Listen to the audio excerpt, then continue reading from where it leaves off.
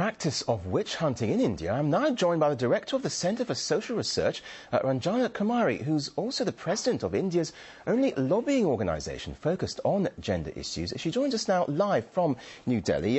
Dr. Kumari, where does this horrific problem stem from?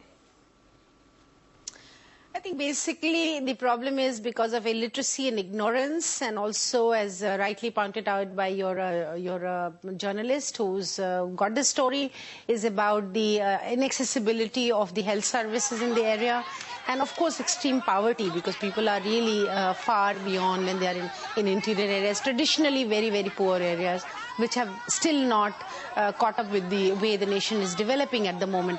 And women are targeted because they are the most vulnerable, and also they can be easily driven out of the family, of the home, even to the extreme extent can be killed.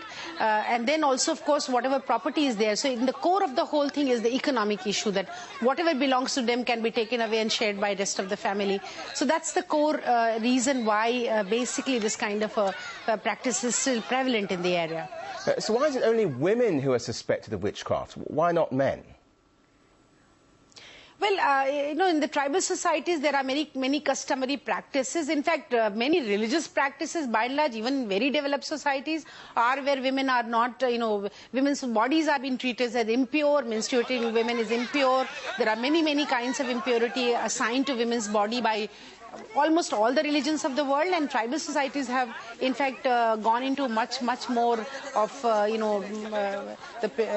really putting the body into and saying that the women are the ones who all the evil spirits enter their body easily because they are vulnerable, and they identify them as witches or the kind of body which can harm the other person. That's where it has been there traditionally, and the practice continues in certain areas. And reason for this, as I said, basically nowadays is the economic reason for this. And illiteracy, ignorance, of course, is very core factor why this is still being practiced. Now, according to statistics, less than 2% of those accused of witch hunts are convicted. Why is that, do you think?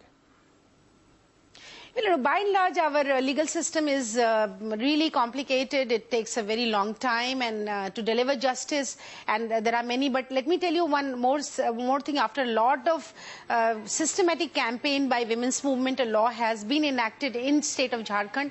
This is perhaps the only area now left in the country where such extreme form of treatment is meted out to women. And these are also in Gumla district, for example. There are certain districts within this state where this has been practiced more, and the law has been created. There's Human Rights Commission, there is a National Commission for Women which can take suo motu action, the State Commission for Women which can also intervene into the matter, and there are many awareness building programs which are going on in the area by grassroots organizations who are training the people, the villagers, also telling them the real reason why such a practice is continuing, why they should get out of it, and how they cannot afford to treat because it's illegal.